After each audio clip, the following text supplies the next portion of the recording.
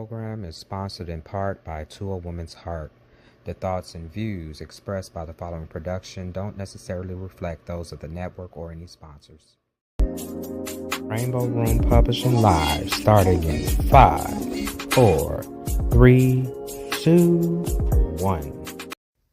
Breaking news. This is Little Hopalong, and I've got something to say. The mad publisher Eddie Pierce calls a press conference. We go now to our on-the-scene reporter, April O'Neil. Thanks, Little Hopalong. Yes, this is April with your fix at 6 on Channel 6, live right outside of the Rainbow Room Publishing House. It sounds to us that the publisher is going to be speaking any second now. Oh, this sounds very exciting, April. Oh, yes, it is, Hopalong. It is. Oh, wait, it sounds like he's getting started right now. I gotta go.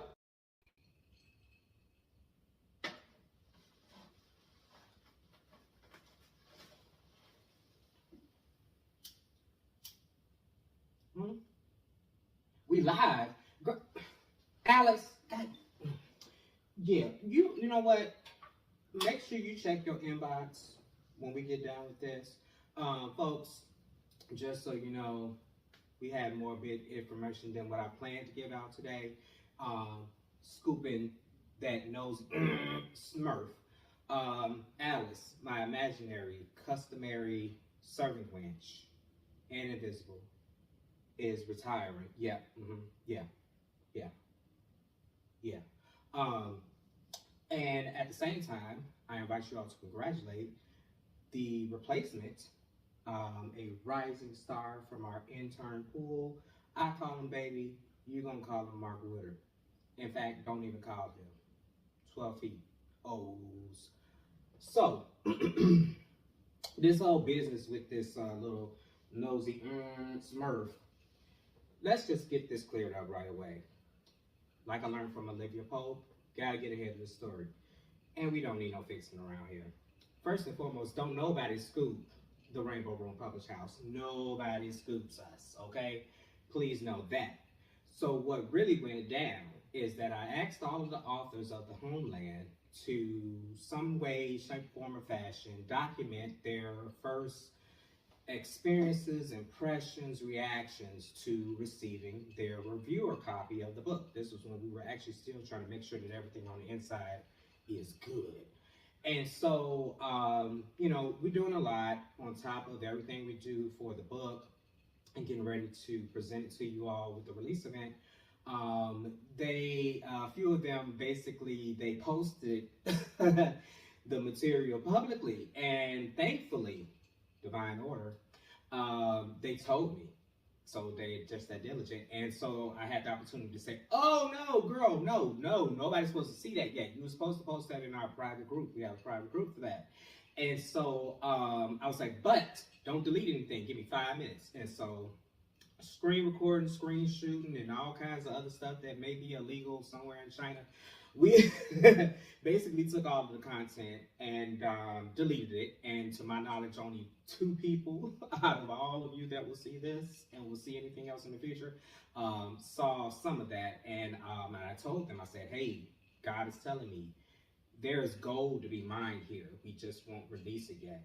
And so the plan always was that we would do a pre-sale, that we would give you roughly almost a month of a pre-sale period, which is basically October the 12th through November the 12th. And basically what it means is that, we're still perfecting some things, and honestly, the copies are pretty much set.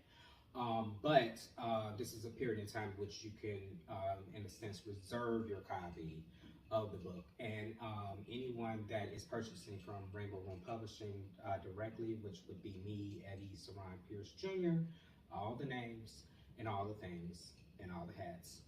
But basically, anybody that comes to me, those will be out, shipped to you, and actually more than likely in hand before the actual release date, which is November the 12th of 2024. But as I mentioned on several occasions, with all of the volumes of the book, and if the great and powerful Oz is doing his thing correctly, you're seeing the website below me. and it's beautiful and it's colorful and just as vibrant as me in these red leather pants. But you will see that all of the books are up on the website, and that you can get, from a Black perspective, The Blood, which is the red book. And if you look at each website, specifically each page, you will learn the significance of each color when it comes to the Pan-African flag. So with the red, you will see the blood, which is the blood of the people of the African diaspora. I forget what the new term they're using now, because I hear that some of us highbrow folks, I'm in that group sometimes, don't like that word, but somebody tell me a better one. And while you at it, somebody teach me how I can do this with the ring cam or ring light and still wear these glasses, because I'm not doing LASIK no time soon. But at any rate, so you get your red, then you get your black, which is from a Black perspective, the people, which talks about the idea of the people themselves. Some people talk about the tone of our skin, but we know that that's metaphorical, because very few of us, if any of us, are Black. But capital B for Black people, lowercase b for all of the things, just talking purely about the pigmentation, the color. Black is a culture, not a color. And then, of course, green being the homeland, which is what is coming up now and available now for pre-sale. And of course, that speaks to the idea of the homeland. And, you know, while I'm here, you know, it's a good time to say it, that I am just excited. Once again, each time a book is done, it's a magical experience. It's something that only exists up here in your head and somewhere here in your heart.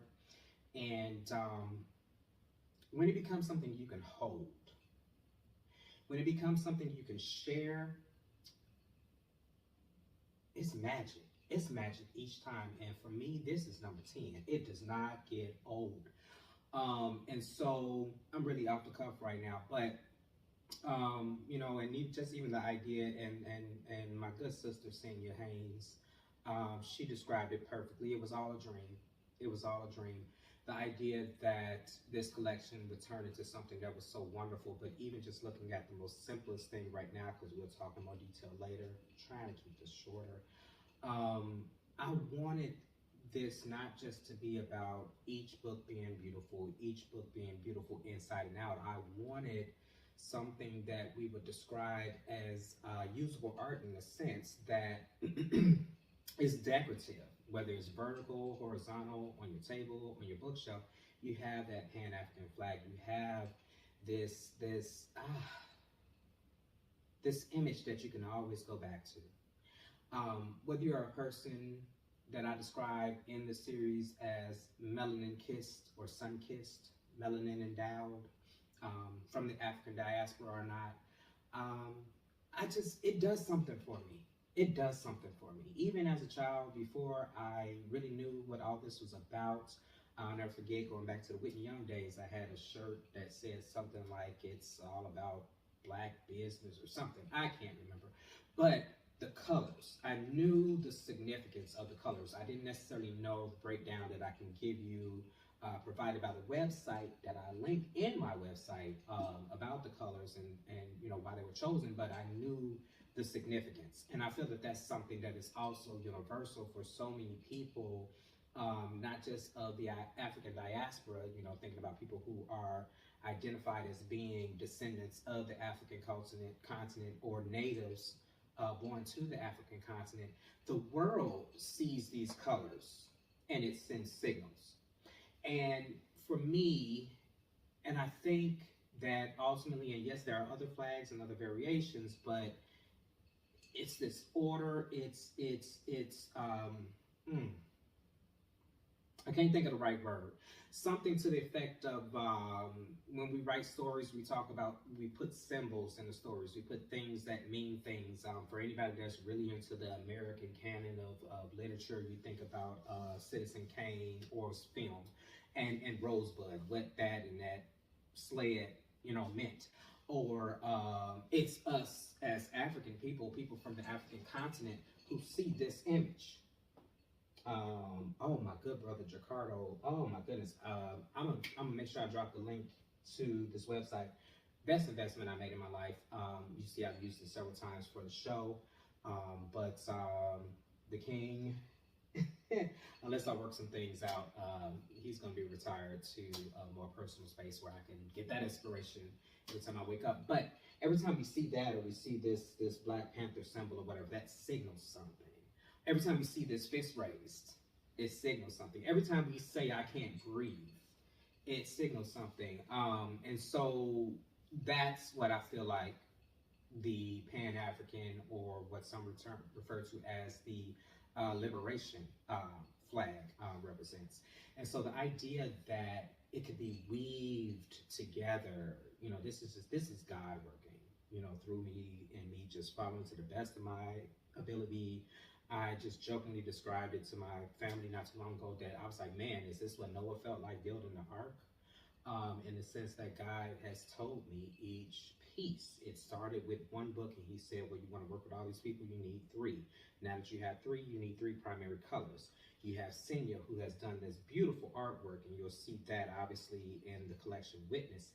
And everything just fit. It was the ability to go back to things I wrote 10 years ago, 12 years ago, 20 years ago, almost 30, looking at my piece for the Homeland, and going back to family and friends who, you know, just, there was just any mention of the idea of them writing or being a creative professional, and being able to say, hey, I'm working on this project, and yeah, I can fill a book, but I want to do it together.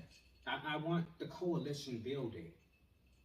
I want to build bridges and not walls.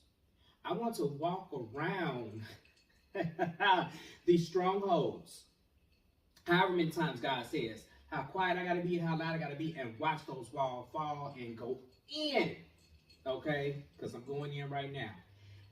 But, you know, that's just a big nutshell, larger than a pecan, nutshell of what this project is, what this project means, and that's before I even get to the amazing people, and I will talk about them in more detail, but for right now, we'll talk about them in the collective that have contributed not just to this volume, but to every volume, to the readers, to the viewers when we do the streaming, and those of you that are still watching the reruns, when I think about the reviews that are popping up in different places, and people that are talking about it that we don't even know about, you know, yet, and the places this can go, you know, it's you know, my job is interesting. I wear a lot of hats, and particularly in this case, it's being the author, it's being the publisher, and I had to think about the business, and honestly, because of doing this, I have time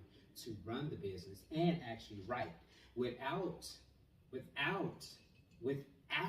the authors of the blood, the authors of the people, the authors of the homeland, I probably wouldn't have been writing much of anything, even though I reached back in most cases and used something that was written before. There was still considerable time and just, let's just be honest, investment that I wouldn't have necessarily had in working on those pieces if not for doing this together. So I thank all of you infinitely, and I'm working on some really good things for you all. You know, it's just what we do at Rainbow Room Publishing, okay? In addition to the idea of, you know, we don't just sell a book, we sell an experience. We're coalition building. It's a slogan God gave me some time ago that I got to come back and revive and use it in some shape, form, or fashion. We are not building a brand, we are building an institution, okay? And, you know, this, similar to other projects, and the beautiful thing about this project, oh my God, it's so many. I'm trying to keep this brief. So this, you know, you just can't stop, right? Our history, our heritage, our beat, our groove, our power, our enthusiasm, our art as a people. And please understand when I say as a people, and this is not pandering, we all came from Africa. Whether you want to look at Adam and Eve or Lucy off the African continent, we all came from Africa. But yes, I have to start in my house, and I have to talk to my people, the people that I recognize and identify with and operate with the most. And we have to get our house in order before we can go talking to other communities about coalition building or what changes we can make before we even get to the idea of this is what you're doing wrong. And God bless the whole Middle East situation. All I would say about that is Bernie was right. He told us years ago, do not go in there, let them settle that themselves. Whole nother conversation. But this coalition building, this Rainbow Room Publishing initially I thought was one dream. I thought it was, Eddie, you have a book and you have to get it out. You're not Beyonce, you're not Jay-Z, you're not Michelle Obama, and you know, Simon and Schuster and all the other names who are shrinking, by the way, and have been for over 20 years. I learned that even before I got started. You got to do your own thing, is what God said and what he taught me through my ancestors. The reasons I wear these cowboy hats, Mississippi Cowboys. You know, I thought it was just about that one book, and then as I got that process done, he said, okay, now you have a vehicle to help other people.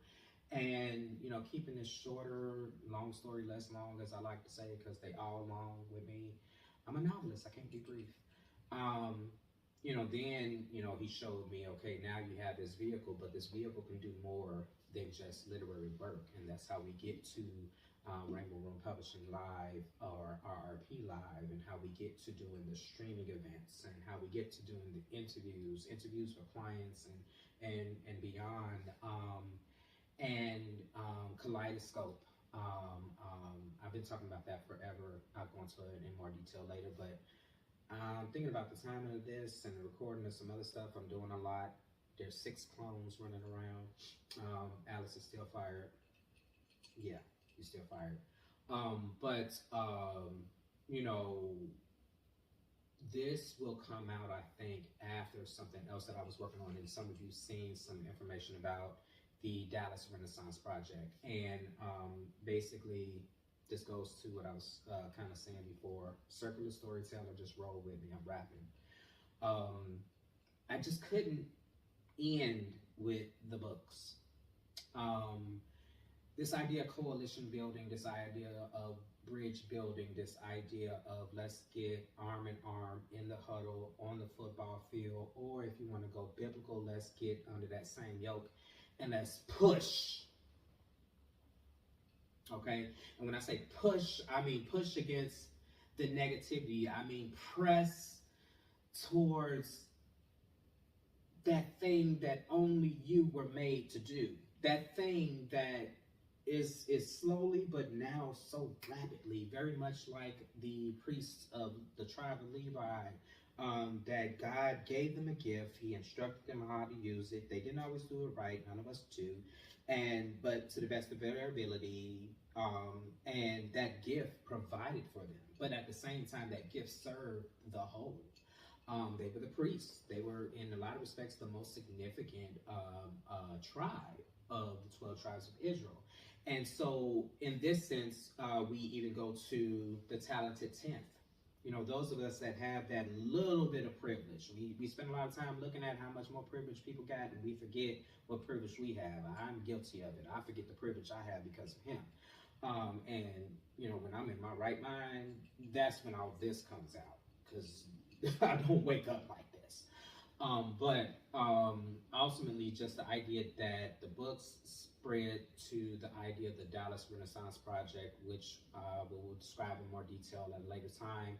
But if you're following all of my stuff, you're probably seeing an all call that I made about that and how it's going to be duplicated in other cities. But I'm just super excited.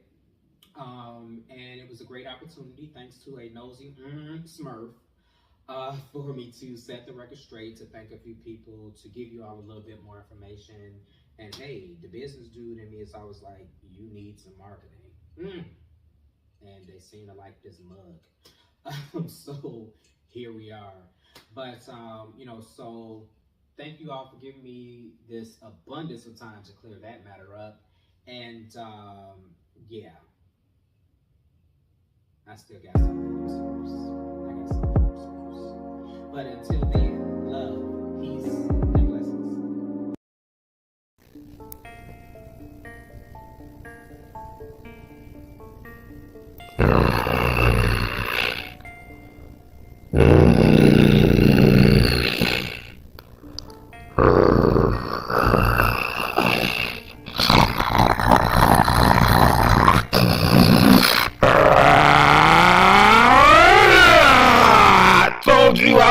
coming back for you Smurfs. Don't you ever bring your Smurfity Smurf into my Smurfity Smurf house again. Who the Smurf you think I am? Punk Smurf Gargamel. My name is Eddie Pierce, and you will never break into my house again.